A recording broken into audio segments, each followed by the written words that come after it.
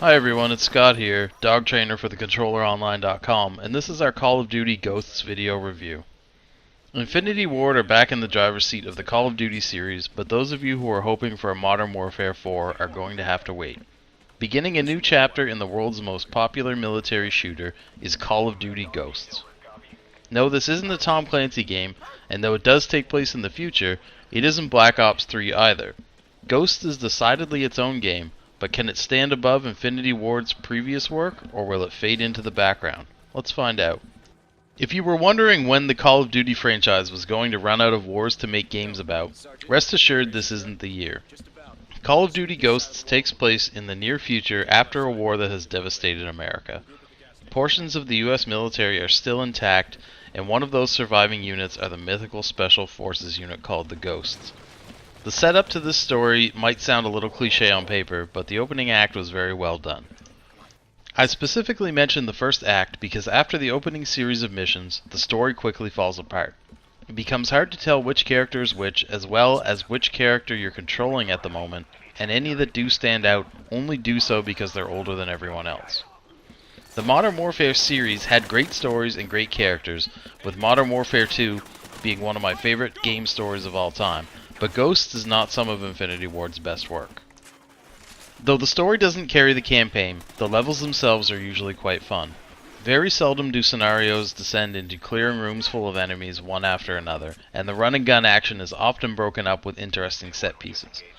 The dog you saw so much of in the press leading up to the Ghosts release isn't exactly the center of the action he was made out to be in some of the promotional videos, but he does star in some interesting sections of gameplay.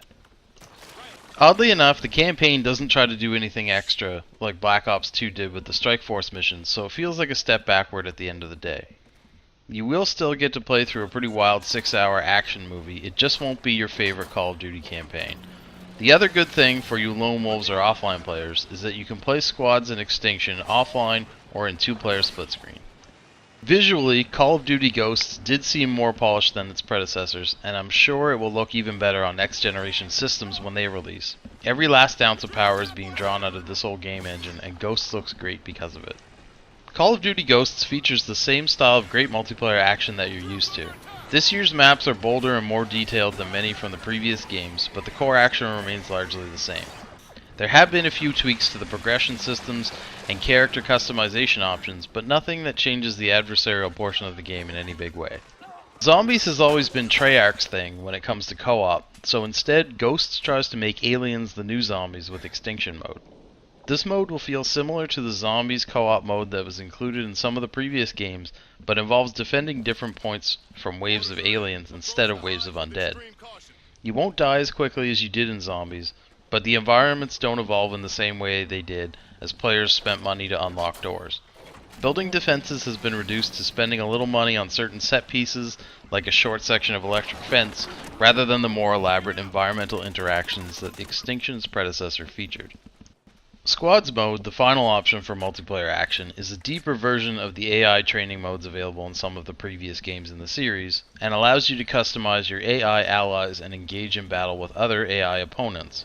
Players who might be intimidated by the standard online competitive modes can join with their friends and take out some bots to build their confidence.